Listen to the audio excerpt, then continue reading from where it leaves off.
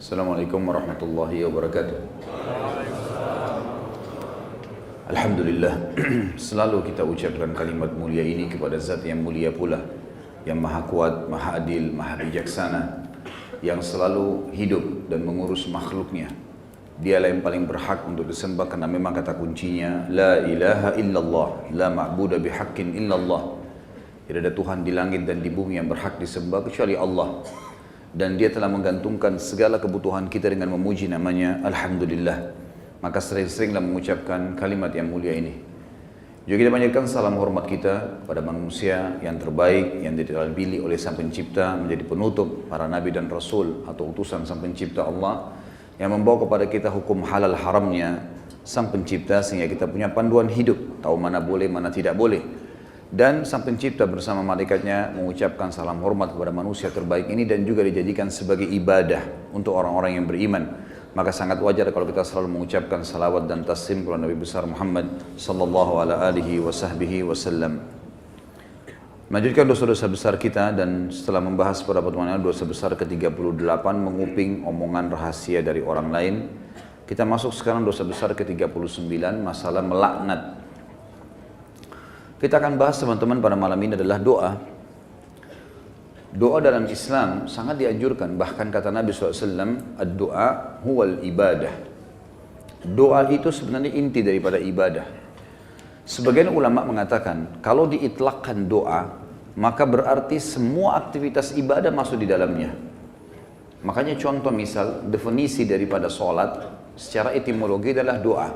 Karena memang isinya doa. Pada saat sedang puasa kita disuruh perbanyak doa, bahkan dijanjikan mustajab doa. Kita melakukan aktivitas apa saja, keluar rumah, masuk rumah, mau makan, habis makan, mau keluar masuk kamar mandi, keluar kamar mandi. Mengenakan pakaian, membuka pakaian, apa saja ada doanya. Dan doa dijadikan senjata bagi orang-orang beriman oleh Sang Pencipta Allah. Sebagaimana sabda Nabi SAW, ad-doa silahul mu'min. Doa adalah senjatanya orang-orang beriman. Hadis ini masih diperselisihkan para ulama, tetapi memang dijadikan sebagai gambaran oleh para ulama yang lainnya tentang masalah bab doa, karena dia hanya dukungan. Dia bukan menjadi sebuah intisari daripada bahasan itu. Artinya orang mukmin bisa berdoa kepada Allah sehingga menjadi senjata bagi dia untuk menolongnya dalam segala masalah yang sedang dihadapi. Kita dianjurkan teman-teman sekalian agar selalu doa, dan doa adalah munajat atau curhat, menyampaikan hajat kepada Sang Pencipta, dan tidak boleh lepas. Saya sudah sering ulangi dan saya ulangi lagi sekarang. Doa ini jadikan sebagai rutinitas kita. Dan tidak ada aktivitas kecuali diikuti dengan doa. Sampai pada tingkat antum mau masuk ke satu tempat, mall, mau beli baju, minta sama Allah parkiran. Minta sama Allah dimudahkan, maksud saya. Ya Allah mudahin saya dapat parkiran ini. Ya Allah mudahin saya membeli baju itu. Ya Allah mudahin saya masuk ke restoran untuk makan makanan itu. Ya Allah mudahin untuk saya bertemu sama orang ini. Ya Allah mudahin usaha saya ini. Ya Allah mudahin kuliah saya ini. Ya Allah mudahin pernikahan saya ini. Dan seterusnya. Diikuti dengan doa, dan doa itu kata ulama adalah ibadah. Dalam arti kata, kita sudah melihat hasilnya atau tidak melihat hasilnya, tetap dicatat pahala oleh Allah Subhanahu wa Ta'ala. Kalau masih ingat sebuah athar yang saya sebutkan, orang-orang yang rutin berdoa di dunia selalu menyampaikan hajat-hajatnya kepada Allah Subhanahu wa Ta'ala. Dia lihat hasilnya atau tidak lihat hasilnya. Maka orang-orang seperti ini yang belum melihat hasil dari doanya, seakan-akan bagi dia mungkin belum diijabah. Maka dalam sebuah riwayat dikatakan akan datang orang-orang seperti ini hari kiamat diberikan pahala bergunung-gunung. Lalu mereka kaget, pahala dari mana ini? Bertanya pada para malaikat. Lalu para malaikat berkata, ini adalah pahala doa-doa kalian yang belum kalian dapatkan jawabannya di dunia. Maka pada saat itu mereka semua berharap kalau semua doanya selama di dunia tidak diberikan di dunia, tapi diberikan di akhirat, karena besarnya pahala yang didapatkan. Kita dianjurkan untuk membaca doa-doa positif. Dan selalu kita berpikir positif juga pada Allah, itu bersangka baik. Tidak ada doa yang dimulai teman-teman sekalian, baik dengan Rabbana, wahai Tuhanku dan penciptaku, atau Allahumma, ya Allah, atau apalah yang kita ucapkan, kecuali pasti sudah ada garis finishnya. Kalau kita sudah mulai start, kita sudah tahu pasti ada finishnya. Tinggal semua jawaban yang Allah kasih kepada kita, semua jawaban yang Allah kasih dari permintaan doa kita, itu mengikuti proses sistem atau sunnatullah yang telah Allah berikan kepada kita. Maksudnya ada prosesnya. Jadi kalau kita berdoa, berarti sudah ada garis finish. Tinggal mungkin seminggu, mungkin sebulan, mungkin setahun. Mungkin ada orang berdoa bertahun-tahun. baru Allah SWT berikan kepada dia. Karena bobot dari permintaannya besar, maka Allah SWT sesuaikan dengan sunnatullah atau sistem yang dia telah buat di dalam kehidupan manusia itu sendiri.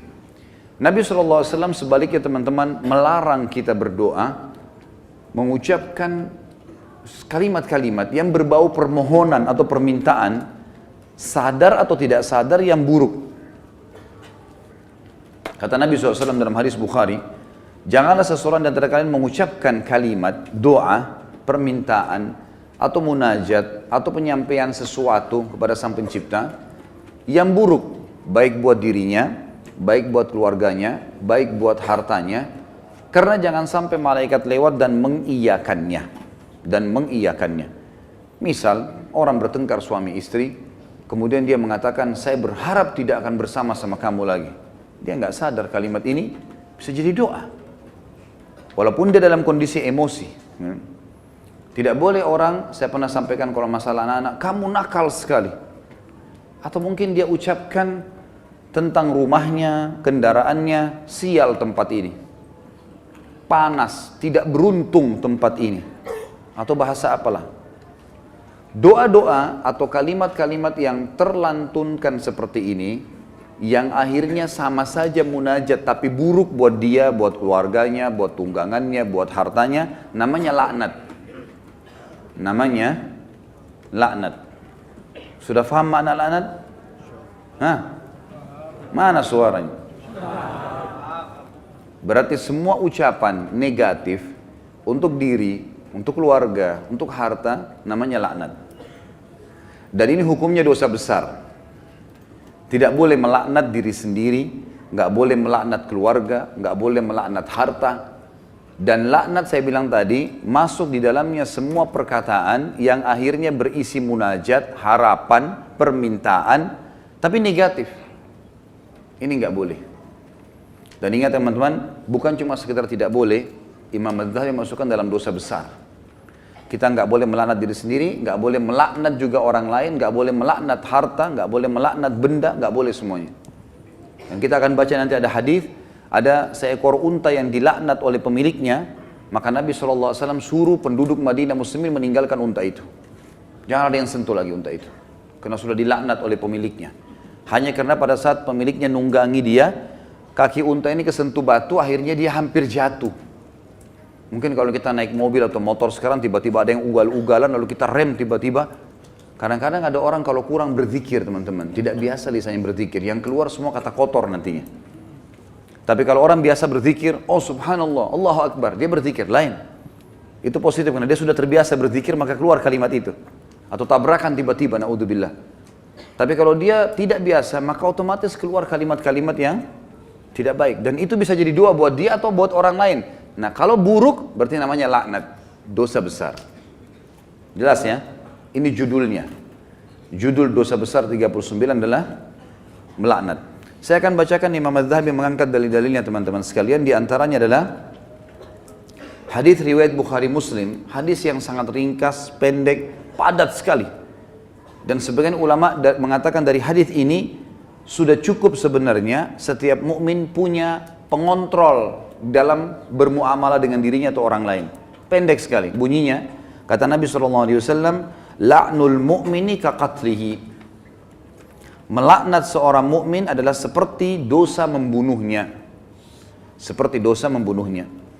Jadi kalau kita lagi jengkel sama seseorang, selama dia muslim, kalau kita ucapkan kalimat itu maka akan kena. Dalam sebuah hadis yang lain apa? Kalau seandainya ada orang melaknat orang lain, maka laknat itu akan naik ke langit. Kemudian tidak diterima di langit. Lalu Allah memerintahkan laknat itu, doa buruk tadi, kembali ke dunia. Kalau orang yang disebutkan padanya laknat berhak mendapatkannya, memang dia orang pelaku itu, maka akan kembali padanya. Tapi kalau tidak, maka akan kembali pada pengucapnya. Jadi pengucapan doa buruk bisa kembali kepada pengucapnya, kembali kepada kita, na'udzubillah. Kecuali keadaannya teman-teman, memang kita dibolehkan melaknatnya secara syar'i, seperti orang melaknat iblis, melaknat atau mengutuk orang-orang kafir yang sengaja memerangi kaum muslimin, seperti di kancah peperangan, Ada orang kemudian menyerang muslimin dan menyakiti muslimin, lalu kita mengatakan semoga Allah membinasakannya. Sama kan laknat itu. Tapi di sini babnya terbuka, pintunya terbuka, ya. Karena memang dibolehkan secara syar'i. Kalau orang hanya pelaku maksiat teman-teman, tidak boleh dilaknat. Apalagi kalau dasarnya orang ini orang mukmin yang tidak bermaksiat. Seperti pernah ada seorang yang berzina di zaman Nabi SAW lalu dirajam, dilempar batu. Lalu ada seorang sahabat berteriak mengatakan semoga Allah melaknatmu. Kenapa? Karena dia berzina. Dan memang nyata, kepergok, lagi dihukum. Berarti orang lagi buat maksiat kan? Sama kalau kita orang lagi mabuk misalnya di pinggir jalan. Tetap nggak boleh dilaknat teman-teman. Lebih baik kita ucapkan apa? Jangan kita bilang semoga Allah binasakanmu. Mudah-mudahan mobilmu tabrakan. Nah, ini nggak boleh kita ucap. Ya Allah berikan hidayah. Karena pengucapan ini laknat tadi. Kalau tidak kembali ke dia dan memang tidak akan kembali ke orang-orang ini. Kecuali tadi yang saya bilang orang yang dikhususkan. Iblis, syaitan, ya, orang-orang kafir yang menyakiti muslimin. Ada memang pintu-pintunya saja. Kalau tidak, cuma orang yang bermaksiat dari kaum muslimin tidak boleh. Apalagi dasarnya bukan orang bermaksiat. Para ulama, para da'i, para orang-orang soleh dan soleha, diolok-olok, dicaci maki, ini semua masuk dalam masalah bahasan laknat. Melaknat orang mukmin maka lebih berat atau bahkan sama dengan membunuhnya. Kita tahu membunuh dosa besar. Sebagaimana sudah kita bahas juga di dosa besar kita yang kedua, masalah membunuh adalah dosa besar dan itu sangat berat. Dan membunuh orang mukmin teman-teman sekalian, itu dalam ayat Al-Quran disebutkan termasuk yang diancam kekal di neraka selain kekafiran, kemunafikan, kemusyrikan, juga dalam membunuh mukmin secara sengaja. Ini ada ancaman kekal di api neraka, gitu kan? Dan ini masih khilaf di antara ulama memang, tapi umumnya ulama mengatakan zahir hadis ayatnya begitu. Wa may yaqtul mu'minan muta'ammidan fajazaohu jahannam khalidina fiha. Siapa yang bunuh orang mukmin, maka dia akan disiksa atau dikekalkan di dalam api neraka, ya. Itu ada di dosa besar nomor 2. Maka dia akan dimasukkan ke dalam api neraka dan dia akan kekal di dalamnya. Maaf, sebentar saya pastikan lagi.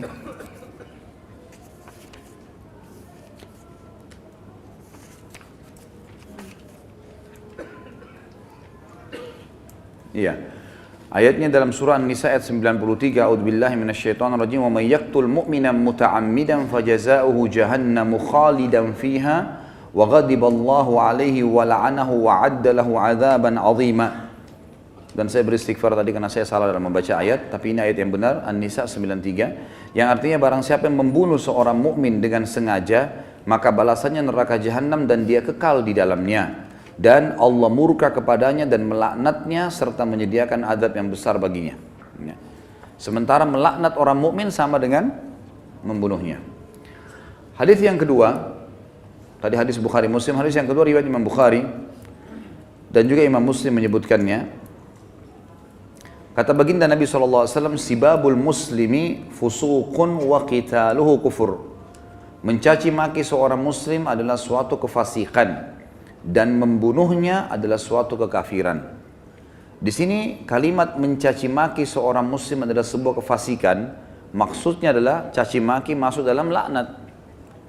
Caci maki masuk dalam laknat. Misal seseorang punya pegawai, lalu dia mengatakan kamu bodoh. Kalimat bodoh ini, walaupun dia lagi salah, bukan itu. Itu sama doa buruk kan? Laknat. Maka bisa kembali ke dia, bisa kembali ke dia. Tapi pengucapnya walaupun orang itu layak mendapatkan kalimat bodoh, kembali ke dia kalimat itu, tapi laknat ini bisa kembali menjadi dosa besar bagi pengucapnya. Dan lebih baik jangan diucapkan. Lebih baik jangan diucapkan. Beda kalau kita menghardik perilaku. Misal gini, ada orang melakukan perbuatan yang ngawur dia melakukan perbuatan yang orang tidak lakukan. Misal mobil lagi sangat kencang, kemudian dia tiba-tiba berjalan di tengah jalan, seperti menunjukkan sebuah atraksi atau kehebatan gitu kan. Lalu kita mengatakan perilakunya orang ini gila. Perilaku, perbuatannya itu berbeda. Yang dimaksud laknat sini adalah masuk kepada individunya. Karena perilakunya memang betul salah, gitu kan? Perilakunya salah. Kalau kamu terus melakukan perbuatan ini, seorang guru bilang sama muridnya, kamu bisa menjadi orang bodoh. Nggak masuk dalam laknat itu. Karena yang sedang dibahas apanya? Perilakunya. Perilaku beda, gitu kan? Kalau kamu terus saja seperti ini, telat datang di kantor, tidak mengerjakan pekerjaan, kamu tidak akan berprestasi. Kata-kata tidak berprestasi, buruk atau tidak? Buruk. Masuk semua dalam globalnya makna laknat, tapi tidak masuk di sini karena dia sedang menilai perbuatan memang yang sedang salah. Beda, gitu kan? Seseorang membersihkan rumah atau masjid masih kotor. Ini kenapa dibiarkan kotor? Kalau begini nanti orang akan menilai kamu buruk. Menilai perbuatanmu buruk, bukan laknat itu. Jelas ya? Jadi yang kita maksud di sini adalah individunya. Mencaci maki di sini masuk di dalamnya adalah kefasikan dan membunuhnya adalah sebuah kekafiran. Kemudian dalam hadis Muslim dari Rasulullah SAW bahwasanya beliau bersabda di dalam hadis yang diriwayatkan Imam Muslim juga, la yakunu la'anu syufa'a wala syuhada yaumal qiyamah. Orang-orang yang gemar melaknat, lidahnya suka mengucapkan kata-kata buruk.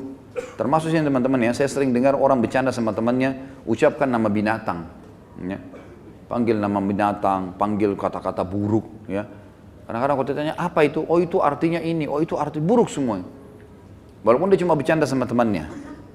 Di sini dikatakan, orang yang suka melaknat, lisannya suka diucapkan kata-kata negatif begini, untuk dirinya, untuk orang lain, untuk kendaraan, untuk tunggangan, harta dan seterusnya, tidak akan bisa memberi syafaat. Dan syafaat adalah pertolongan. Saya pernah tekankan teman-teman, syafaat itu akan didapatkan bagi kalau manusia biasa kayak kita, kalau timbangan amal kita sudah lolos. Kalau kita sudah ditimbang amal baik, amal buruk, lalu amal baik kita lebih banyak, maka kita akan bisa memberikan syafaat orang lain. Sebagian ulama mengatakan, sesuai dengan kadar lebihnya pahalanya dia. Misal pahalanya 10.000, dosanya 100. Maka lebihnya, selisihnya dia bisa membantu orang sejumlah itu. Tapi bukan diambil pahala dia, cuman kadarnya saja. Ini ulama ambil daripada hadis Nabi SAW yang berbunyi, sesungguhnya akan ada dari umatku yang bisa memberikan syafaat sejumlah suku Mudar. Suku Mudar adalah suku Arab yang sangat banyak jumlahnya, gitu kan. Ada orang kena banyak sekali amal solehnya, dosanya sedikit, dia lolos, kemudian dia bisa memberikan pertolongan sampai satu suku, gitu kan. Lalu lanjutan hadis kata Nabi SAW, dan ada juga di antara umatku yang akan saking besarnya dosa yang dia lakukan, yang akan membesar di neraka sampai dia sendiri menjadi salah satu sudut neraka itu. Tapi saksi bahasan kita potongan pertamanya. Orang yang suka melaknat teman-teman tidak boleh memberi syafaat. Sebagian ulama mengatakan syafaat di sini masuk dunia dan akhirat. Artinya kalau ada orang mau merekomendasikan orang lain, tidak layak dia bisa memberikan rekomendasi kalau dia sendiri suka melaknat, suka menghardik, suka mencaci maki, suka menyalahkan, ya, mendoakan yang buruk. Dan juga dia tidak akan menjadi saksi untuk umat-umat yang lain yang disampaikan risalah pada mereka pada hari kiamat. Karena nanti kita akan menjadi saksi hari kiamat. Nanti dalam sebuah hadis dikatakan Nuh alaihissalam didatangkan oleh Allah di mahsyar bersama dengan kaumnya. Lalu Allah tanya, hai Nuh, kau sudah sampaikan belum apa yang saya perintahkan? Kata Nuh, sudah ya Allah. Tanya kaumnya, apakah Nuh sudah dakwakan kalian? Enggak pernah Nuh datang kepada kami. Lalu kata Allah SWT kepada Nuh, siapa saksimu Nuh? Dia bilang Muhammad dan ke umatnya. Dipanggillah Nabi Muhammad SAW dengan kita semua memberikan syafaat. Ya, kita memberikan kesaksian, bahwasanya betul Nabi Nuh sudah menyampaikan dan kami terima dalam Al-Quran dari surah Nuh engkau turunkan ya Allah, jumlahnya sekian ayat, lalu ayat-ayatnya ditilawakan sehingga kaum Nuh tidak bisa membantah. Karena apa yang mereka lakukan Allah sudah sampaikan dalam Al-Quran. Nah, orang yang suka melaknat tidak bisa ikut-ikutan memberikan kesaksian. Tentu ini sebuah kebanggaan pada hari kiamat ya, karena kita bisa jelas, oh ini umat Muhammad, umat yang terbaik, karena kita umat terbaik. Sebagaimana sabda Nabi SAW dalam sebuah hadis yang sahih yang lain, tidak ada satupun umat sebelum kalian kecuali berharap menjadi kalian, gitu kan? Karena besarnya fadilah kita sebagai umat Nabi Muhammad SAW. Nabi SAW juga mengingatkan agar setiap muslim tidak boleh memilih teman yang suka melaknat atau lisannya suka mengucapkan kata-kata yang tidak baik. Nah, itu disebutkan di dalam riwayat Imam Muslim. Kata Nabi SAW, la yambagi li sadiqin an yakuna la'anan. Tidaklah patut bagi seorang teman menjadi seorang tukang laknat atau suka melaknat. Kita sudah tahu kalau kita ketemu kemudian dia suka mencaci maki atau ucapkan kalimat buruk buat dirinya kah, buat orang lain kah, gitu kan? Itu semua buruk. Ya, ini buruk teman-teman sekalian. Sama dengan yang saya lihat orang sering sebut di Jakarta lata, sembarangan ucapan. Dan ini saya, Allahu a'lam, saya pribadi melihat, mungkin saya salah ya, tapi saya melihat ini mungkin karena dibiasakan saja. Dianggap bahan bercandaan awalnya, lama-lama jadi kebiasaan dia. Lama-lama, karena ini kalau kita tanyakan di teman-teman medis mungkin tidak ada penyebabnya ini. Bukan orang yang gila. Jadi dia cuma karena menganggap lucu, dia anggap juga orang-orang anggap dia jadi lucu, jadi ngucapin kata-kata yang tidak baik. Ini juga masuk. Kalimat-kalimat buruknya bisa jadi laknat karena orang yang tidak dihitung, tidak dihisab oleh Allah hanya anak kecil sebelum balik, orang gila sampai sadar, gitu kan? Dan juga orang tidur sampai dia bangun. Selain daripada ini akan dihisab oleh Allah Subhanahu wa taala. Orang mukmin secara umum yang dihasankan hadisnya oleh Imam Tirmidzi, dilarang juga menjadi orang yang suka melaknat, menyalah-nyalahkan, berkata-kata buruk, menyakiti orang lain, sebagaimana sabda beliau sallallahu alaihi wasallam, "Laisal mu'minu bit-ta'an, walal la'an, walal fahish, walal badhi."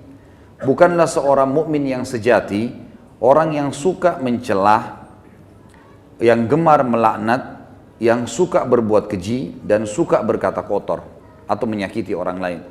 Itu orang mukmin tidak usah. Bahkan saya sudah pernah ajarkan teman-teman, kalau kita diajak ribut, diajak bertengkar, wa idza khatabahumul jahiluna qalu salama.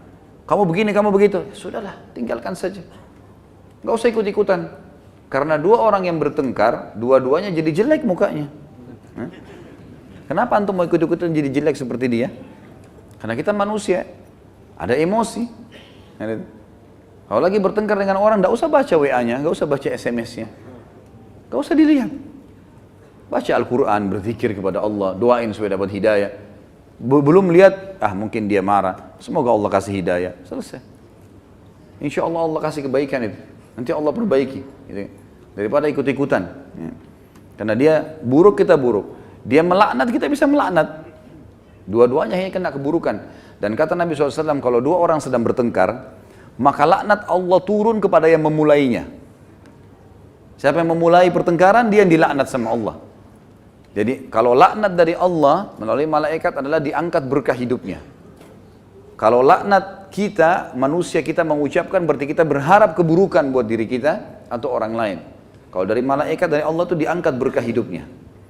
Kalau dua orang bertengkar, maka laknat Allah turun kepada orang yang memulainya. Dan yang tidak membalasnya terus didoakan malaikat agar dapat rahmat dan pengampunan. Sampai dia membalasnya. Kalau dia sudah balas, dua-dua kena laknat. Jadi tinggalkan saja. Kamu begini, kamu begitu ya, ngomong aja, kita jalan saja. Dia yang ngomong. Tulis SMS sampai 1000, enggak usah baca. Enggak usah baca. Kita baca, wah dia begini, balas lagi, habis umur gitu. Untuk apa? Kita kalau balas SMS, balas WA begitu bertengkar itu sudah bisa satu surah Al-Quran dibaca. Satu huruf 10 pahala. Benar nggak? Amalin ya. Jangan cuma benar-benar tapi. Contoh realita lapangan, banyak orang begitu. Jadi jangan buang-buang waktu, nggak ada gunanya. Orang mukmin itu tidak suka mencela. Memang tidak gemar, dia tidak mau. Nggak usah ribut-ributan. Kita jelaskan pada saat perlu. Kalau ada pun orang teman-teman, ada dosa besar nanti yang kita bahas masalah tidak boleh berdebat. Kalau hal-hal yang kita anggap perlu berdebat, menjelaskan argumentasi dan ada manfaat, sampaikan. Gak ada manfaat, gak usah. Kalau diajak dialog kemudian kita nanti jelaskan juga sama saja, gak ada perubahan dan kita tahu ini sebenarnya salah, untuk apa kita berdebat? Gak ada gunanya kan? Gak ada gunanya. Pernah salah satu ulama di Madinah didatangi oleh seorang syekh Syiah dari Iran di musim haji, waktu kami masih mahasiswa di sana. Diajak berdialog, kami mau berdialog. Syekhnya angkat Quran, kemudian dia bilang di depan mahasiswa, saya mau berdebat dengan anda, tapi percaya nggak dengan ini? Quran ini, diangkat Quran. Percaya nggak? Quran ini Quran ahli sunnah, 30 juz, Qurannya mereka 49. Kata dia, tidak, saya tidak percaya. Kata Syekh, saya tidak mau berdebat. Lalu rujukannya apa nanti? Nggak ada gunanya. Macam-macam mereka ucapkan, oh penakut, oh begini. Ngomong aja, silakan. Ukir kata-katamu sepanjang mungkin, tidak masalah. Hah? Tulis silakan sampai capek. Malaikat juga catat kan. Dan kalau laknat itu, doa itu tidak layak untuk orang itu, kembali ke siapa? Ke dirinya sendiri. Kamu bodoh, kamu begini. Dia sedang bilang, ya Allah jadikan saya bodoh, ya Allah jadikan saya begini, jadikan saya sial. Na'udzubillah. Hah? Paham ya? Alhamdulillah. Amalkan. Kemudian sabda Nabi SAW juga sama ya teman-teman ya. Tidak boleh gemar mencela, tidak boleh gemar melaknat, tidak usah suka berbuat keji. Berbuat keji itu suka iseng, ganggu orang. Itu perbuatan keji. Sengaja pukul, sengaja sembunyiin barangnya orang. Jangan dijadikan bercanda ini teman-teman. Hah? Maaf, sengaja buang angin, ganggu temannya. Nah, iya. Kemarin orang nanya di bahasan saya di Bulughul Maram, Ustadz bagaimana saya ini suka tidak bisa tahan diri, selalu keluar angin. Bagaimana hukumnya? Boleh nggak tahan kalau saya lagi sholat? Saya bilang sebelum saya jawab saya bilang gini, ini adalah sebuah hal yang dibiasakan.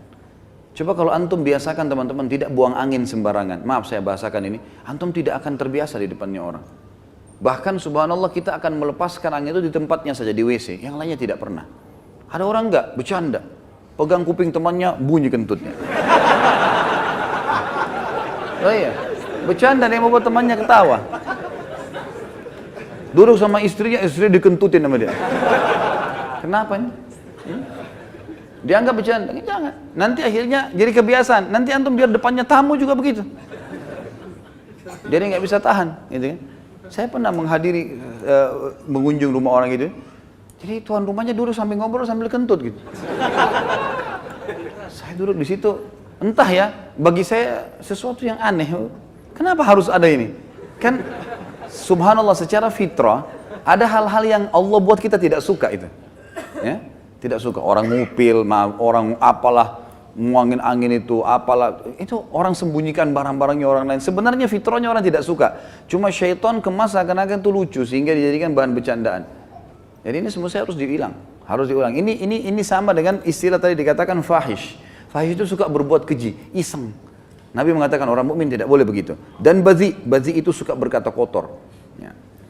Kemudian selanjutnya hadis Nabi SAW yang disebutkan di dalam hadis riwayat Abu Daud. Dan Abu Daud mensahihkannya hadis ini. Rasulullah SAW bersabda, Innal abda idha la'ana syai'an sa'idatil la'natu ila samai fatuglaku abwabus samai dunaha thumma tahibtu ila al-ard fatuglaku abwabuha dunaha thumma ta'khudu yaminan wa shimalan fa idha lam tajid masagan raja'at ila alladhi lu'ina in kana ahlan lidhalik wa illa raja'at ila qailiha. Sesungguhnya seorang hamba apabila melaknat sesuatu, orang kah, benda mati kah, apa saja, batu kah, pohon kah, hewan kah, apa saja. Laknat itu mendaki atau naik ke langit, maka pintu-pintu langit ditutup di hadapannya, karena tidak ada yang boleh naik ke Allah kecuali baik saja. Dalam Al-Quran Allah mengatakan, A'udzubillahi minasyaitonir rajim, ilaihi yas'adul kalimut thayyibu wal amalus salihu yarfa'u. Hanya yang naik ke Allah hanya kalimat baik saja. Jadi yang buruk-buruk Allah sudah tahu buruk, gak usah diangkat ke saya. Allah nggak mau terima, ditutupkan semua pintu-pintu langit. Jadi doa yang baik, ucapan yang baik, nasihat, yang santun, yang itu diangkat ke langit. Tapi semua yang buruk tidak ada. Kemudian ditutup pintu-pintu langit di hadapannya, lalu laknat itu kembali ke bumi dan pintu-pintunya pun ditutup di hadapannya. Lalu ia mengambil ke arah kanan dan ke arah kiri, dan ketika ia tidak menemukan jalan, maka ia kembali kepada orang yang dilaknat apabila ia memang berhak mendapatkannya. Namun jika tidak, maka ia menimpa orang yang mengatakannya. Juga baginda Nabi SAW menyebutkan dalam hadis riwayat Muslim, Nabi SAW pernah menghukum seorang wanita atau perempuan yang melaknat untanya dengan memerintahkannya untuk melepaskan unta itu. Sudah bukan milik dia lagi, disuruh lepas unta itu. Imran ibn Husain berkata, Bainama Rasulullah SAW fi ba'di asfarihi wa imra'atun minal ansari ala naqah fadarijat فلعنتها فسمع ذلك رسول الله صلى الله عليه وسلم فقال خذوا ما عليها ودعوها فإنها ملعونة. Ketika suatu kali Rasulullah SAW telah berjalan di suatu perjalanan beliau SAW, seorang wanita dari kaum Ansar untanya terperanjat. Ini yang saya bilang tadi, mungkin kena batu kakinya. Maka perempuan itu tiba-tiba melaknatnya. Tapi tidak disebutkan lafaz apa yang diucapkan ya. Bisa kalimat laknat atau bisa yang lainnya. Dan itu didengar oleh Rasulullah SAW. Maka beliau bersabda, ambillah sesuatu yang ada di atasnya, di atas unta ini, dan biarkan, lepaskan dia, karena ia sudah dilaknat. Ia sudah dilaknat. Bayangkan ya, unta miliknya orang loh ini. Dia laknat untanya sendiri, Nabi suruh turunkan barang-barangnya, orangnya juga turun, untanya lepasin. Karena unta itu sudah dilaknat. Artinya ada doa buruk padanya. Ada doa buruk padanya. Hati-hati teman-teman, ini banyak orang ucapin kata-kata yang tidak sadar. Saya tidak mau punya anak lagi dari kamu. Bahaya tuh. Akhirnya dia berharap istrinya hamil, nggak bisa hamil-hamil. Dia lupa kalau dia pernah ucapin laknat itu. Ada solusi teman-teman. Kalau sudah terlanjur pernah diucapkan kalimat-kalimat buruk laknat begini, minta sama Allah petunjuk. Ya Allah, kalau pernah hambamu ini mengucapkan kalimat laknat, doa buruk untuk diri hamba, untuk istri hamba, untuk suami hamba, untuk anak-anak hamba, untuk harta hamba, ingatkan ya Allah dan ampunilah. Setiap kali kita terlintas, kayaknya saya pernah ucapin kalimat sial deh di mobil. Ya Allah, aku beristighfar dengan kalimat itu. Atau usaha ini, kayaknya usaha ini nggak maju-maju deh, misal. Ya Allah, saya beristighfar dengan kalimat itu. Kata ulama, kita boleh beristighfar secara global, semua dosa dimaafkan, atau kalau pas terlintas dosa tertentu, kita fokus minta sama Allah itu. Karena bisa saja Allah memang ingatkan. Mungkin dosa itu bobotnya agak berat, maka butuh istighfar lebih banyak. Maka kita bersihkan dengan cara khusus. Ya, seperti kalau ada noda di mobil atau di pakaian, kita fokus bersihkan dia, sampai dia bersih. Maka itu insya Allah jauh lebih cepat. Ini solusi kalau orang sudah terlanjur mengucapkan. Dan sampai sekarang teman-teman bisa saya dan anda sekalian, kita semua ini teman-teman sekalian memohon kepada Allah Azza wa Jalla, Allah yang Maha Tinggi Maha Pemurah, untuk mengingatkan kita semua apa yang pernah kita ucapkan. Lalu kalau teringat istighfar sampai kita merasa diri kita sudah menyampaikan. Karena ada juga bahasan dalam hadis Nabi SAW. Misal contoh, siapa yang berbuat baik pada kalian maka balaslah yang setimpal. Kalau kalian tidak punya, maka doakanlah orang itu sampai kalian merasa dalam hati nurani sudah membalasnya. Berarti sebagian ulama berisytihad mengambil dari hadis ini, orang kalau mau bersyukur kepada Allah, dia ucapkan jangan cuma satu kali alhamdulillah, dia terus alhamdulillah, alhamdulillah, alhamdulillah, sampai dia terasa memang ada kepuasan hati, atau mendoakan orang lain, atau beristighfar dari dosa-dosanya. Nggak cukup dengan satu kali astagfirullah wa atubu ilaih. Mungkin dosa kita butuh 1000 kali istighfar, kita nggak tahu, gitu kan? Maka harusnya kita terus sampai merasa hati ini tenang, gitu kan? Agar kendala-kendala atau hambatan-hambatan ini diangkat oleh Sang Pencipta Allah Subhanahu wa taala. Ini juga bisa teman-teman jadikan sebagai bahan untuk muhasabah ya. Kalau mobil sering rusak, rumah sering bermasalah, sering bocor, sering bertengkar suami istri, apalah masalah-masalah, coba ingat-ingat, mungkin ada kalimat-kalimat yang kita pernah salah ucapkan. Ya Allah, aku beristighfar di setiap kalimat yang aku pernah ucapkan yang berbau laknat. Semoga engkau ingatkan ya Allah, aku bertobat, pandulah aku agar bisa membersihkannya. Allah lebih tahu bagaimana nanti kita melakukan pembersihan itu. Kemudian hadis yang lain, masih lanjutan sebenarnya, hadis Imran bin Husain, hadis tadi ini, Imran bin Husain radhiyallahu anhu, qala Imran, faka'anni anzuru ilaiha al-ana tamshi fin nasi ma ya'ridu laha ahad. Imran bin Husain mengatakan, aku lalu melihat unta itu tadi yang Nabi SAW yang sudah dilaknat, Nabi suruh lepaskan saja, jalan di tengah-tengah orang dan tidak ada seorang pun yang memperdulikannya. Artinya karena orang sudah tahu Rasulullah suruh tinggalkan karena imannya orang pada saat itu sangat luar biasa, maka mereka pun akhirnya meninggalkan unta itu. Sampai seperti itu teman-teman sekalian. Ini banyak sekali orang ya, maaf saya sering dengar ya, saya pernah orang kalau sedikit bocor ban mobilnya sial. Selalu kalimat sial ini biasa sekali diucapkan, sial, sial. Ya, laknat itu loh, kalimat buruk gitu kan. Hanya betul-betul mobilnya jadi sial. Ya, tidak beruntung lah, apalah kalimat-kalimat yang sudah saya berikan contoh-contoh tadi. Kemudian hadis terakhir dalam bab kita ini adalah hadis yang diriwayatkan Abu Daud dalam Kitabul Adab dan Imam Ahmad juga sebutkan dalam musnadnya. Sebenarnya hadis ini menjelaskan kepada kita bahwasanya riba itu dosa besar. Tapi riba yang paling berat, artinya makna hadis ini di atas dosa riba ada, yaitu sengaja mencampuri, maksudnya di sini mendoakan buruk, mempermalukan, menghina saudara muslim. Kata Nabi SAW, dari Abu Hurairah bahwasanya Nabi SAW bersabda, Inna arbar riba istitalatul mar'i fi irdi akhihi muslim. Sesungguhnya riba yang paling kejam adalah celaan seseorang terhadap kehormatan saudaranya yang muslim. Terhadap saudaranya yang muslim. Baik teman-teman, mungkin ada di antara kita yang berkata, Ustaz dari tadi dalil-dalil ini berhubungan dengan masalah melaknat orang muslim. Apakah boleh kalau begitu seseorang muslim melaknat orang kafir? Ini butuh rincian. Kalau yang kita laknat perilaku kekufurannya, ya, Allah melaknat kekafiran, misal, maka itu perilaku. Tadi saya bilang tidak masuk dalam laknat. Tapi kalau individu butuh rincian. Kalau memang dia orang yang layak kena laknat, tadi saya bilang musuh di medan perang sengaja mengganggu muslimin, atau ada orang yang memang jahat mengatur strategi-strategi yang buruk bagi kaum muslimin, maka ini boleh dilaknat secara individu. Karena terbuka pintunya tadi. Tapi kalau orang non muslim tidak ada hubungannya, baik tetangga kita atau kerabat kita, dia cuma bekerja, teman kantor, hidup sesama kita di negara, nggak buat masalah apa-apa. Dia jalan dengan lakum dinukum waliyadin, dia jalan dengan prinsipnya sendiri, maka ini teman-teman sekalian tidak boleh dilaknat. Berlaku hukum tidak boleh dilaknat, sebagaimana tidak boleh dirampok, tidak boleh dizalimi, tidak boleh digibah. Ya, tidak boleh dicaci maki, nggak bisa sama sekali.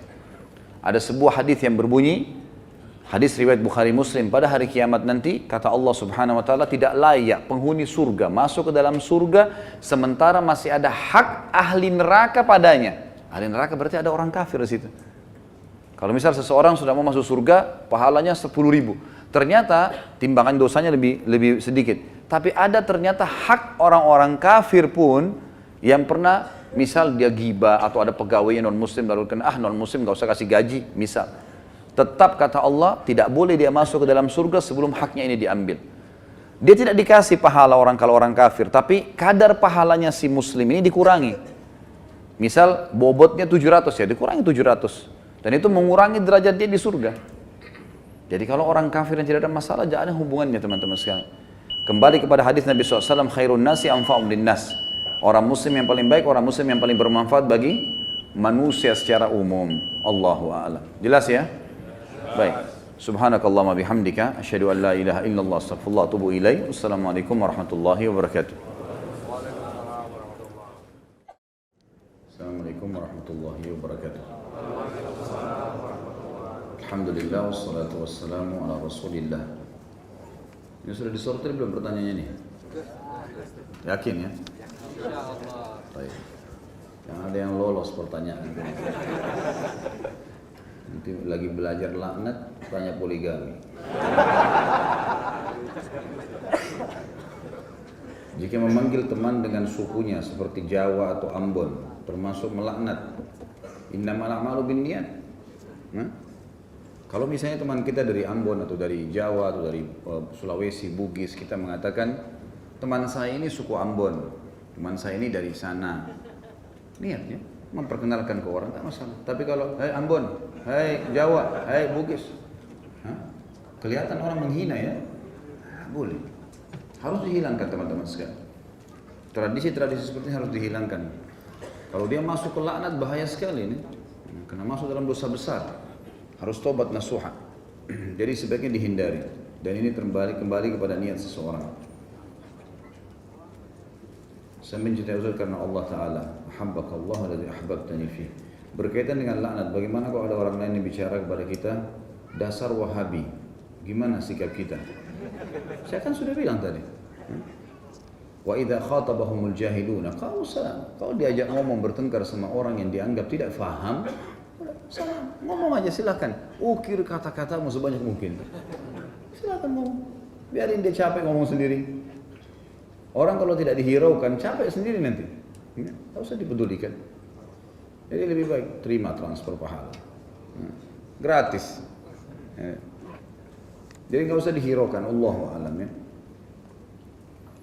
Saya ingin bertanya, apakah rumah yang terletak di sudut gang atau yang biasa disebut dengan tusuk sate termasuk rumah yang dilaknat? Karena banyak fakta yang beredar di Indonesia bahwa rumah tusuk sate akan membawa kemudaratan bagi penghuninya, seperti bangkrut, tidak harmonis, rumah tangga sering bertengkar, Karena menurut kepercayaan di Indonesia rumah tusuk sate itu sebagai tempat berkumpulnya jin-jin jahat. Apakah itu benar Ustaz? Kenapakah rumah tusuk sate seperti ini pernah ada di zaman Nabi dan sahabat? Ini tidak ada hubungannya sama Islam ini. Ada hubungannya sama Islam ini. Makanya belajar hukum agama. Mau tusuk sate, mau tusuk apa? Rumah dibangun dengan uang halal, mau di ujung gang, mau di samping, mau bentuknya kotak, nggak ada masalah dalam Islam. Sama sekali. Makanya feng shui ini buang di lautan ini. Kalau masuk ke pintu harus kayunya, nggak boleh ada pintu, nanti ini akan celaka atau segala macam. Semua khurafat, nggak ada. Ada beberapa hal yang diingatkan dalam Islam seperti tidak boleh menghadap ke kiblat kalau lagi di kamar kecil, WC. Ada hadis Nabi SAW. Oke, itu lain. Tapi kalau rumahnya nggak ada hubungannya sama sekali. Apalagi dianggap rumah itu kalau rezekinya halal, dibawa uang, pakai uang halal. Mungkin memang bentuknya ngantong tanahnya itu, gitu kan. Kemudian dikatakan tempat jin berkumpul. Nah, walaupun dia di jalan raya rumahnya besar, mewah harganya, tapi tidak pernah dibaca Quran atau mabuk-mabukan, ya tempat jin jahat berkumpul. Dalam gang orang baca surah Al-Baqarah, zikir, ibadah kepada Allah, tempatnya malaikat, kan gitu. Ya, ini tidak benar semuanya, tidak benar. Ini adalah tatayur dalam Islam, menggantungkan sesuatu pada benda-benda yang tidak ada hubungannya sama sekali dalam panduan syariat. Jadi ini tidak benar, sama sekali tidak benar. Apalagi kalau mau ditanya apakah ini ada di zaman Nabi sama sahabat, mustahil, tidak mungkin sama sekali. Bagaimana cara membaca doa yang apa ini?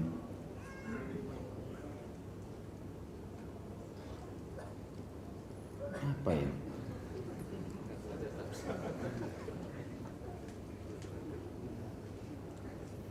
Baiklah, bagaimana cara membaca doa yang diambil dari kutipan-kutipan Al-Quran seperti di buku kumpulan doa? Apakah harus membaca basmalah setiap ganti doa? Apakah hanya cukup setiap membaca basmalah? Kalau kita membaca doa yang kutipannya dari Al-Quran, biasanya kan dia di awal atau pertengahan ayat atau di awal ayat gitu kan. Maka itu kalau kita niatnya baca doa, bukan baca Al-Quran, tidak butuh basmalah. Dia sudah bagian dari doa. Tapi kalau kita niatnya membaca dia adalah bagian dari Al-Quran, baca basmalah, nggak ada masalah. Walaupun sebenarnya teman-teman sekalian, secara global setiap kegiatan kita, mau berdoa, mau berzikir, mau aktivitas apa saja, mengucapkan nama Allah itu mulia ya. Mulai dengan bismillah. Karena memang kata Nabi SAW, kullu amrin la yubda fi bismillah fahuwa aqta. Semua perkara yang tidak dimulai dengan menyebut nama Allah maka terputus dari rahmat. Maka jelas sekali di sini teman-teman sekalian boleh kita mulai dengan basmalah. Tapi kalau secara khusus kita bahas pertanyaan ini, kalau dia anggap itu adalah bagian dari Al-Quran, dia sebaiknya membaca basmalah. Kalau tidak, globalnya doa, maka di awal doa dia mulai dengan tahmid atau basmalah dengan salawat para Nabi SAW. Kemudian dia mulailah baca. Apakah doa itu tadi kutipan Al-Quran di pertengahan ataupun di awal, sama saja. Tapi basmalahnya karena dia membuka doanya. Kalau dia niat Quran, dia baca karena Al-Qurannya. Apakah melaknat seperti Israel yang memerangi warga Palestina, kasus orang yang menghina Al-Quran, seperti kasus Al-Ma'idah 51, adalah ini termasuk melaknat secara syar'i? Iya, jelas. Ini sudah kita rincikan tadi kan. Apa mau tunggu saya bilang yang membaca, yang mengatakan Al-Ma'idah 51 berarti dilaknat? Tidak usah ditunggu itu. Dan tidak butuh penjelasan itu. Karena kan tadi saya bilang ya, kalau orang kafir jelas memerangi muslimin, layak dapat kalimat itu. Layak, perilakunya dan orangnya. Yahudi menjajah, tak usah ditanya masalah itu. Semoga Allah turunkan kekalahan buat mereka, semoga Allah hukum. Semua itu kalimat-kalimat kan doanya kan untuk menghancurkan untuk negara itu kan terbuka di situ karena memang ada pintu. Sama dengan orang melaknat iblis, ya. Karena Allah melaknatnya memang. Wa inna 'alaika la'nati ila yaumiddin, kata Allah kepada iblis, dan kau akan dapat laknatku sampai hari kiamat. Kata ulama tafsir, setiap saat orang mukmin bisa mengatakan terlaknat, ya, setan-setan dan iblis itu. Jadi itu insya Allah masuk di dalamnya syar'i. Bagaimana jika melaknat tidak disebutkan tapi di dalam hati saja? Allahu a'lam. Maksudnya apakah itu laknatnya sah atau tidak? Tetap innamal a'malu binniyat ya. Innamal binniyat. Jadi Allah lebih tahu niatnya. Apakah kita boleh melaknat seorang yang murtad? Bagaimana sikap kita seharusnya? Apakah boleh mendoakan agar mendapatkan hidayah kembali? Kalau melaknat orang yang melakukan pemurtadan terhadap agama ini sama pencorengan agama sebenarnya, jadi nggak ada masalah. Ya, perilakunya misalnya, individunya pun sebagian ulama mengatakan karena orang yang murtad itu memang dalam agama Islam, sebagaimana sabda Nabi SAW, "Man baddala dinahu faqtuluh." Siapa yang sengaja meninggalkan agamanya, maka hukumnya dibunuh. Dan di sini pemerintah tentunya, bukan individu yang melakukannya. Di sini kalimat boleh dibunuh, berarti memang dia sudah keluar kufur.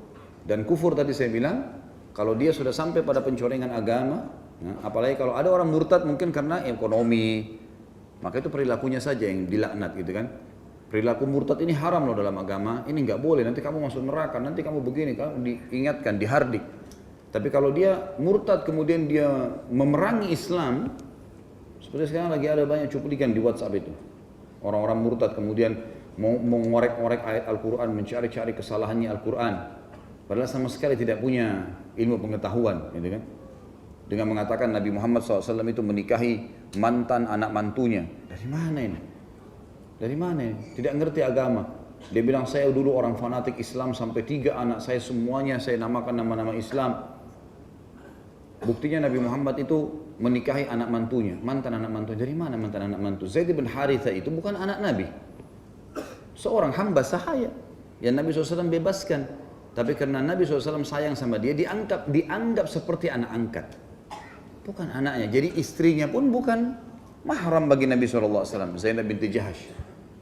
Waktu cerai dengan Zaid, karena bukan anak, adalah hubungan darah daging, seorang pegawai, seorang hamba sahaya tadinya, kemudian dibebaskan Nabi SAW, maka anaknya, mantan istrinya jadi bukan mahram memang. Sama dengan pasangan paman kita, ya. Istri paman, itu bukan mahram loh. Karena kalau cerai sama paman kita, boleh menikah sama ponakannya ini. Kecuali kalau mantan pasangan ayah kita, ibu kita, itu nggak boleh sama sekali. Dilarang dalam hadis Nabi SAW, dilarang dan diharamkan menikah dengan pasangan orang tua. Dan ada kalau salah di bahasan dosa-dosa besar yang terakhir itu, bahasan tentang masalah itu nantinya. Bagaimana sikap kita jika melihat atau mendengar teman keluarga kita melaknat kendaraannya? Bagaimana menasihatinya? Ingatkan kalau itu tidak boleh. Dan maaf tadi ada juga pertanyaannya, apakah boleh kita meminta hidayah kembali untuknya? Tentu saja. Jauh lebih baik. Tetap teman-teman bahasan saya yang dulu pernah saya jelaskan, kalau kita terzalimi atau terbuka peluang kita untuk mendoakan seseorang tadi, akan ada 2 opsi. Kita bisa mendoakan kebaikan buat dia supaya dapat hidayah, orang tidak bayar utang, dia membuat zalim, semoga Allah menyadarkan dia, maka itu boleh, itu positif. Ya.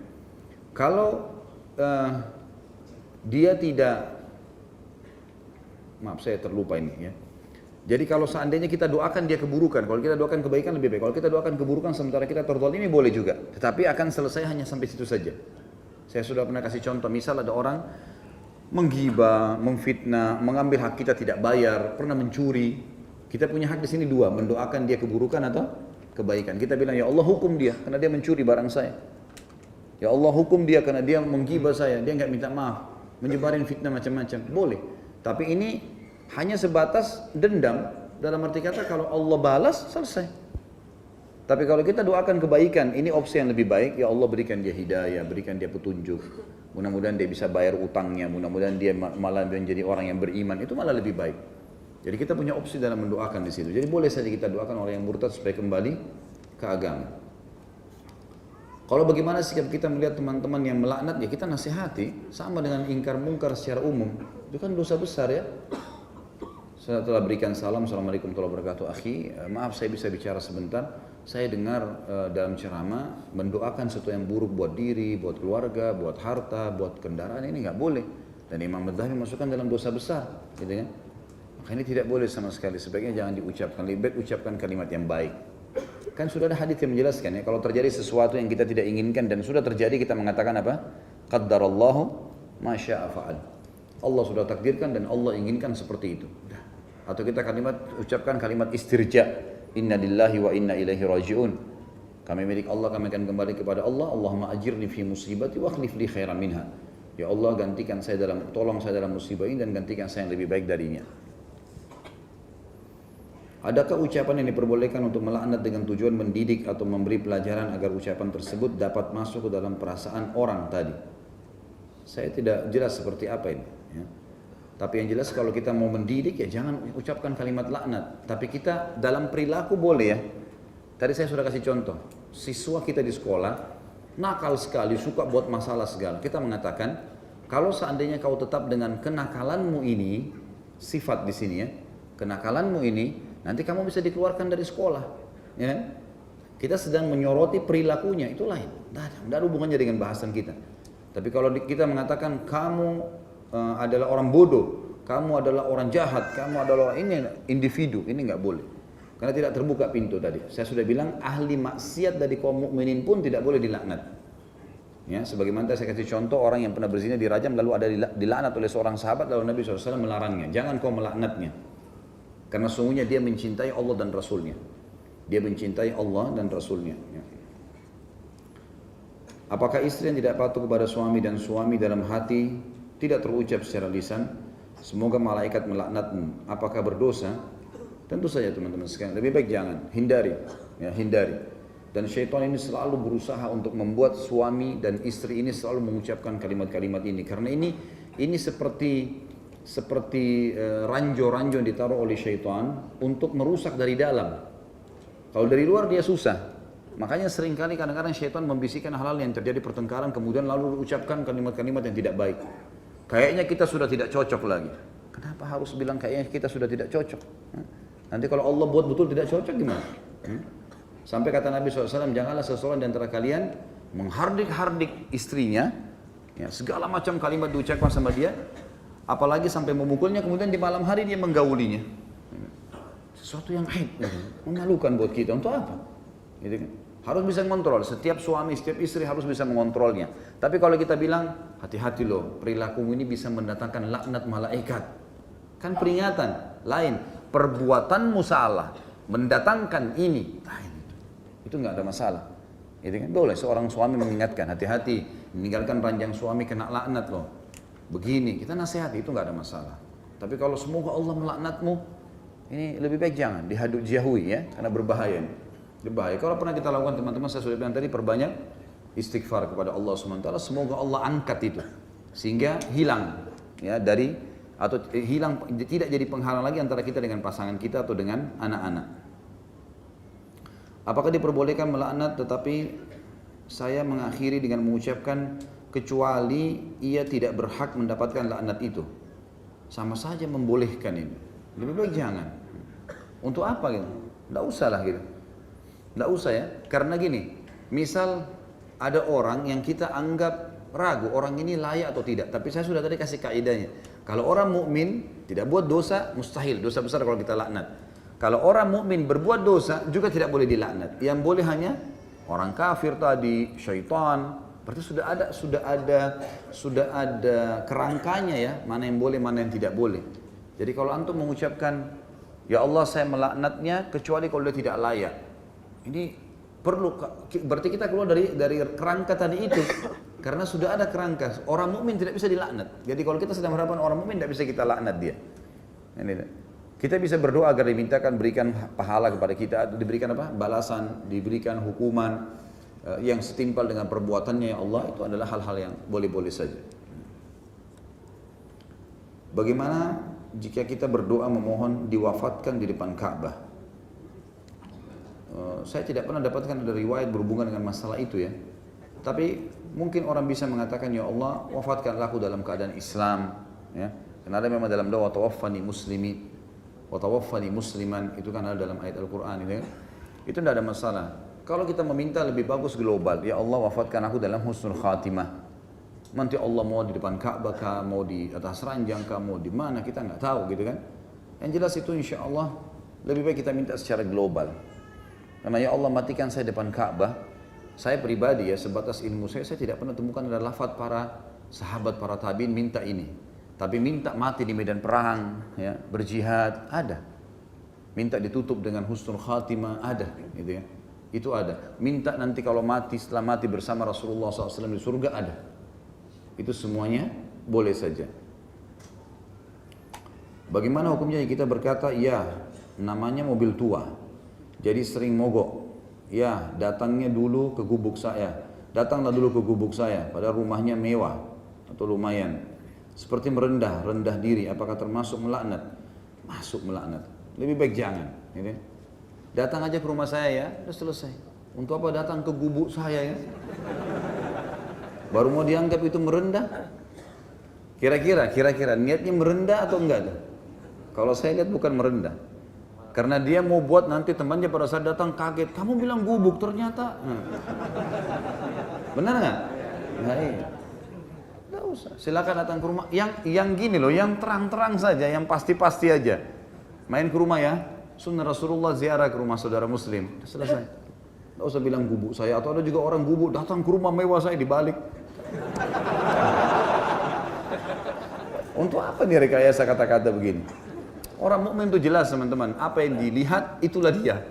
Perkataan yang diucapkan ya itulah. Sudah selesai, itu begitu. Orang mukmin tidak ada yang tersembunyi. Semuanya jelas bagi dia. Halal, haram, haram. Jujur, ya kan? Tidak ada kata-kata buruk buat dia, tidak ada kedustaan, tidak ada ini semuanya. Orang mukmin begitu, transparan semua jelas. Kapan kita menggunakan kata laknatullah? Tadi kita sudah jelaskan ini. Mana ustaz-ustaz ini? Kapan kita ucapkan kalimat laknat? Sama siapa bolehnya? Orang kafir yang menyakiti muslimin, jangan salah. Bukan semua orang kafir. Atau orang yang dasarnya murtad tadi, kemudian memang memerangi kaum muslimin, syaitan dan kelompoknya iblis, itu berarti bisa kita ucapkan kan? Laknat Allah kepada iblis, laknat Allah kepada syaitan. Dan apakah kata-kata laknat itu bisa menyebabkan penyakit seperti penyakit ain? Bisa segala macam datang dengan kalimat laknat. Karena laknat tadi judul global dari semua perkataan buruk atau permintaan buruk. Bisa mendatangkan apa saja. Kan gitu. Semoga Allah hancurkan. Kalau tidak layak, kembali ke pengucapnya kan. Semoga Allah membinasakan. Semoga Allah begini kan. Kembali ke dia semua. Kalau orang itu tidak layak. Kalaupun layak, misalnya kalau dia layak, misal memang dia dasar berbuat satu perbuatan dan memang Allah memang menghukumnya dengan itu, tapi ini adalah orang mukmin karena perbuatan dosanya tadi Allah memang dasarnya hukum dengan perilaku itu perbuatannya dia, tetap yang mengucapkan dapat laknat, dosa laknat, dosa besar karena dia melaknat. Nah saya sudah bilang tadi, celahnya untuk orang beriman tidak ada. Termasuk usatul mukminin, orang mukmin yang berdosa tidak boleh dilaknat. Bagaimana jika orang yang berkata buruk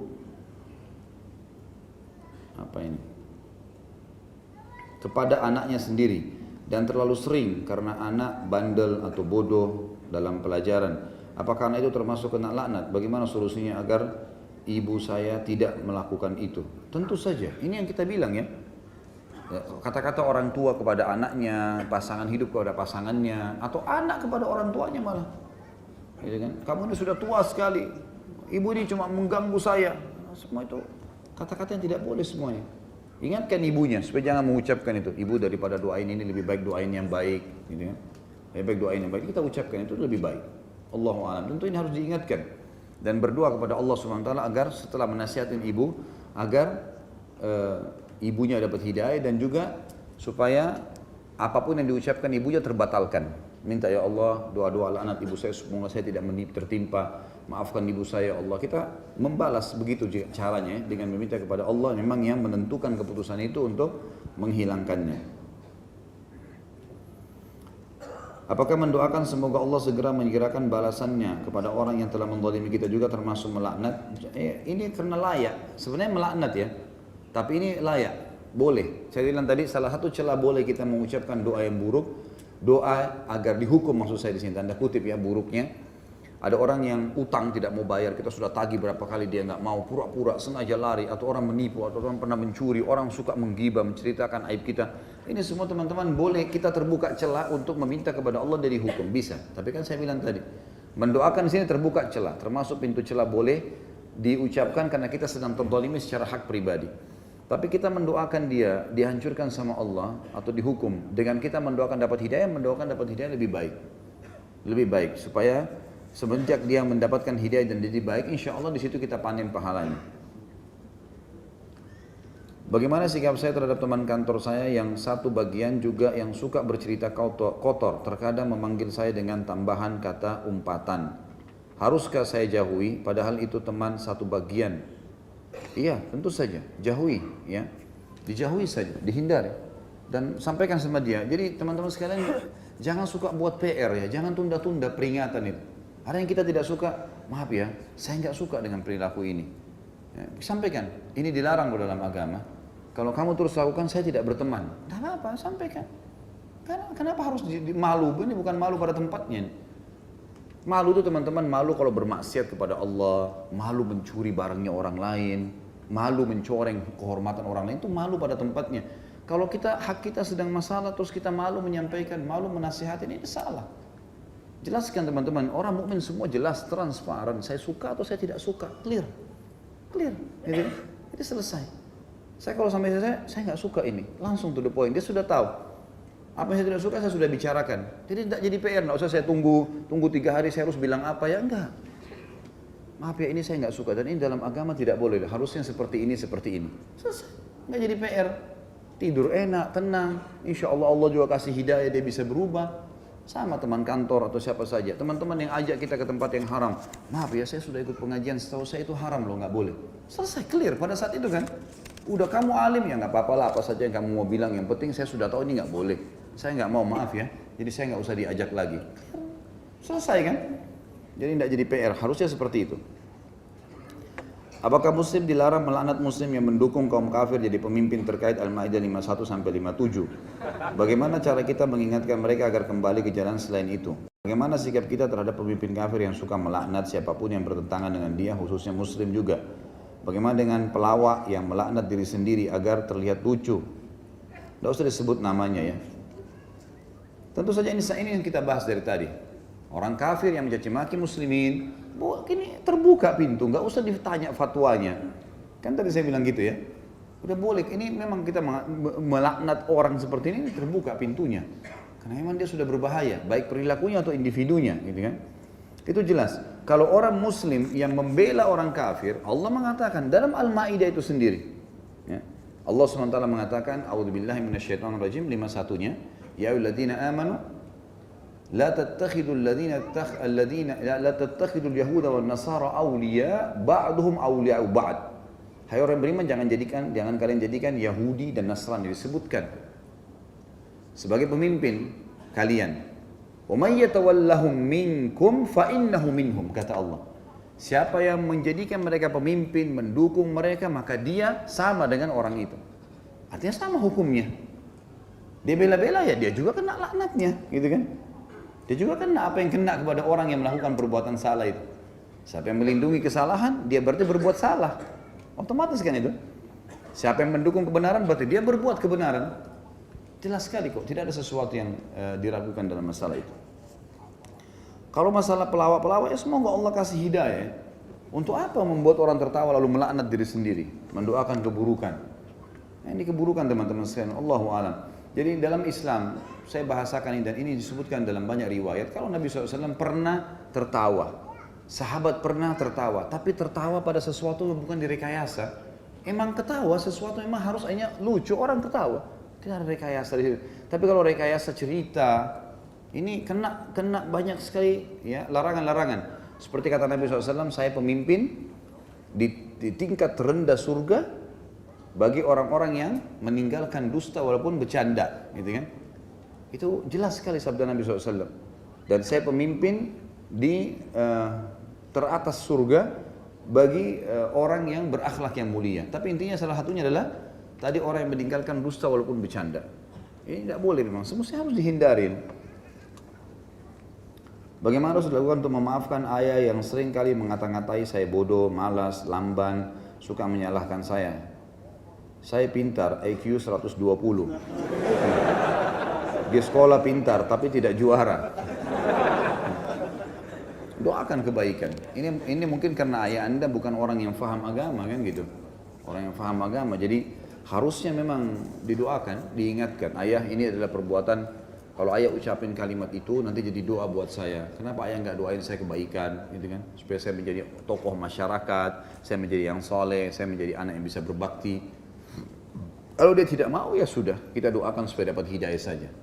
Memang ada satu hal yang teman-teman sekalian yang kalau saya biasa berbicara dengan teman-teman yang sudah berumah tangga dan punya anak sudah menjadi status orang tua, saya bahasakan begini, ada satu hal yang harus kita perbaikin, yang sering tertanam secara tidak disadari dalam jiwa setiap orang tua. Anak yang kita milikin, anak kita ini, walaupun pintarnya seperti apa, cerdasnya seperti apa, tetap status anak melekat dalam diri kita sebagai orang tua, gitu kan? Jadi tetap saja kita anggap biar dia mau S1 kah, S2 kah, mau S10 kah, anak, kamu anak, tetap saja. Sebagian orang tua begitu prinsipnya, sehingga tidak boleh dinasihatin oleh anaknya. Karena sangat tidak bijaksana ya. Saya bersyukur kepada Allah SWT, ayah saya luar biasa gitu dalam mendidik. Saya dari kecil saya menyadari dan saya merasakan sendiri, dari saya masih SMA, seringkali kalau ayah saya itu ngajak duduk saya diskusi, kalau ada pendapat saya yang baik, diambil sama beliau. Sampai sekarang, kadang-kadang telepon-teleponan, saya sering ditanya, padahal beliau jauh lebih tua dari saya. Gitu kan? Jauh lebih bijaksana, dituakan sekali di keluarga, didengar oleh masyarakat di Makassar. Tapi saya melihat beliau sangat menghormati anaknya, sehingga saya pun punya percaya diri untuk memberikan pendapat-pendapat. Nah ini, saya melihat ini hal positif. Mestinya kita sebagai orang tua jangan mengikat anak itu di status anak terus, sehingga kita anggap anak yang tidak boleh atau tidak akan bisa memberikan masukan orang tuanya. Ini pemahaman yang salah. Orang tua yang susah juga orang tua yang menghormati dan menghargai kalau pendapat anaknya positif, apalagi nasihat-nasihat agama. Jadi coba diberikan masukan ke ayahnya sambil didoakan. Mudah-mudahan saja beliau mau dengar gitu kan. Selebihnya innamal a'malu binniyat, Allah lebih tahu insyaallah. Setiap kali dia berdoa tidak baik, kita mengatakan ya Allah, semoga saja ini tidak terjadi padaku. Kita berdoa kepada Allah SWT agar tertepis doa-doa tidak baik itu.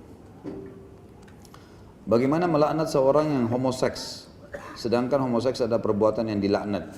Tentu saja ini tadi belum saya sebutkan, jazakallah khair pertanyaan ini. Jadi memang perbuatan yang Allah laknat boleh dilaknat, perbuatannya. Orang yang melakukannya, kalau memang dilaknat maka boleh dilaknat, karena memang dilaknat ya. Pelaku homoseksual itu ada disebutkan di dalam hadis kalau misalnya Allah melaknat kaum Lut, ya. Karena mereka melakukan perbuatan-perbuatan, atau Allah melaknat orang yang melakukan perbuatan kaum Lut. Artinya perbuatan mereka dilaknat, mereka juga dilaknat dan pelakunya juga dilaknat. Kalau ada lafaz seperti ini berarti terbuka pintunya, terbuka pintunya. Kalau perilaku, semua perilaku buruk boleh, ya perilakunya ya. Kalau individunya butuh dalil yang menjelaskan bahwasanya memang boleh dia dilaknat. Yang jelas sudah pernah kita jelaskan masalah homoseksual ya teman-teman sekalian, ini manusia-manusia yang berpenyakitan, nggak boleh dipelihara di masyarakat. Harus ini diperbaikin, diobatin. Pemerintah harus menyiapkan buat mereka tempat khusus untuk terapi, nggak boleh dibiarkan. Jangan malah diorbit, dijadikan sebagai pelawak, dijadikan sebagai tokoh masyarakat, dibiarkan demo, dijadikan bahan olok-olokan. Ini semua nggak boleh.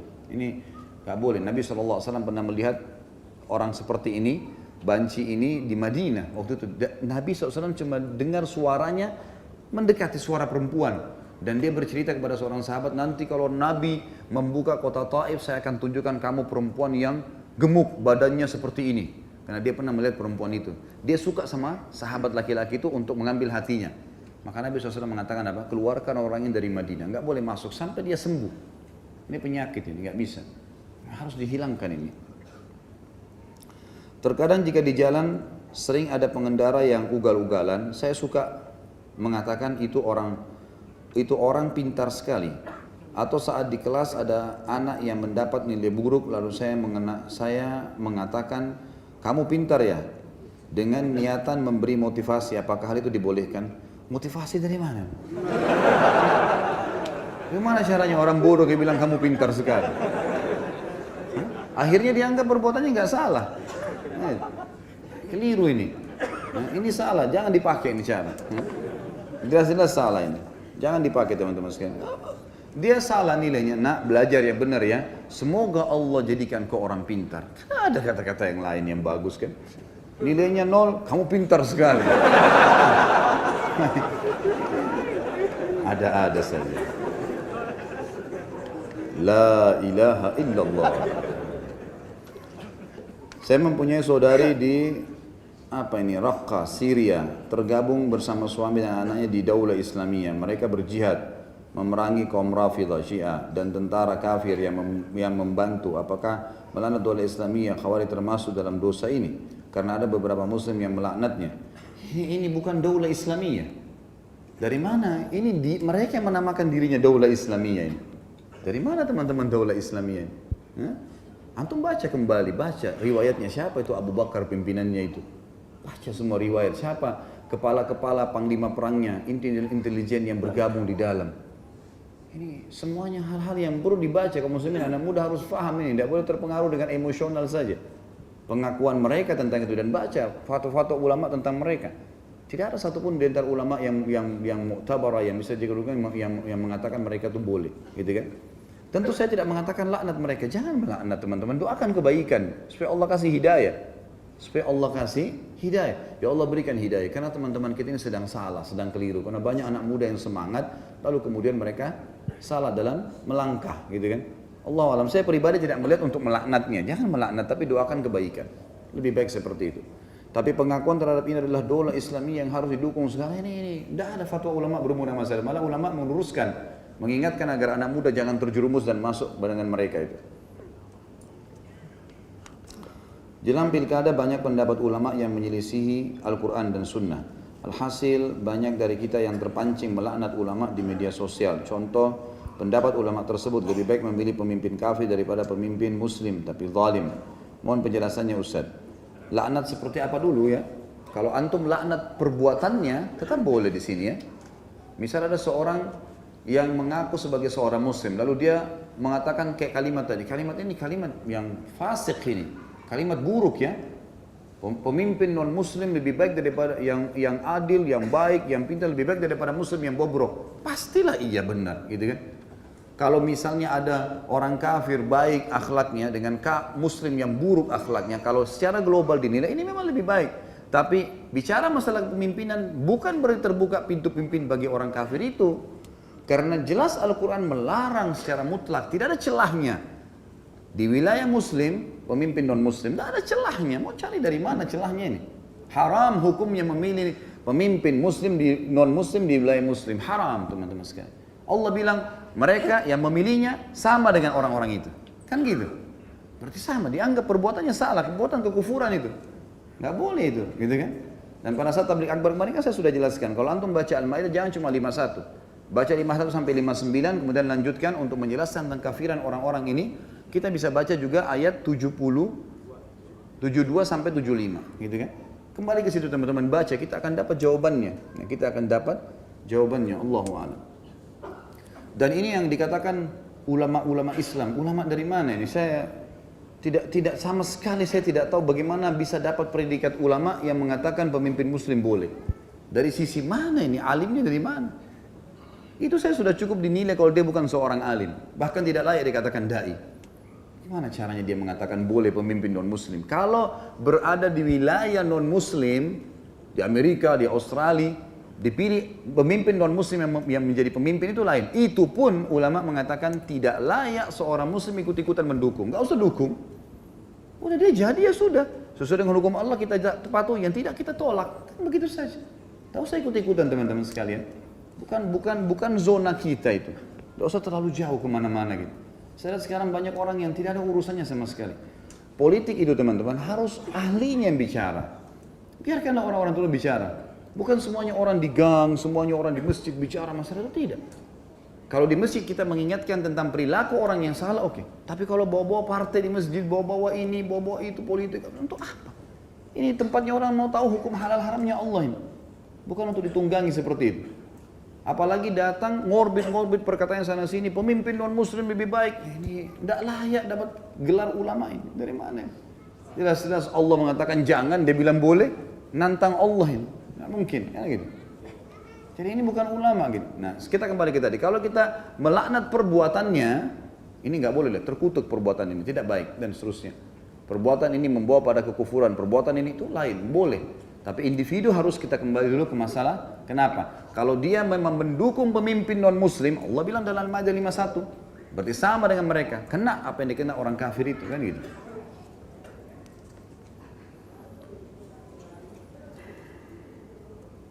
Ini apa? Tidak sesuai dengan tema ini. Kenapa dikasih ke sini? ceritakan sedikit. Ustaz ceritakan sedikit dong tentang perjalanannya kemarin ke 3 masjid besar. Bagaimana kesan-kesannya? Banyak kesannya. Banyak kesannya. Mau jawabannya? Ikut. Berangkat. Untuk apa saya ceritain? Jelas sholat di Masjid Haram nikmatnya luar biasa. Ibadahnya nyaman, pahalanya besar, uang yang dikeluarkan sedekah, bertemu dengan saudara-saudara muslim. Itu aja antum jabarin sudah 24 jam kita bisa ngomong masalah ini. Ke Madinah juga sama, ke Aqsa lagi lebih luar biasa. Ya, lihat-lihat wajahnya Yahudi, nah ini ahli neraka. Saya di Masjid Aqsa isi pengajian subuh, jemaah saya kumpulin semua, isi kultum. Sampai ceramah, sampai isyuruk gitu kan. Lalu saya bilang, Bapak Ibu sekalian, kita sekarang berada di wilayah konfliknya muslimin dengan orang kafir. Ini namanya dikenal dengan negeri jihad. Kita sedang masuk ke dalamnya nih, berarti kita kena hukum ribat. Tahu ribat ya?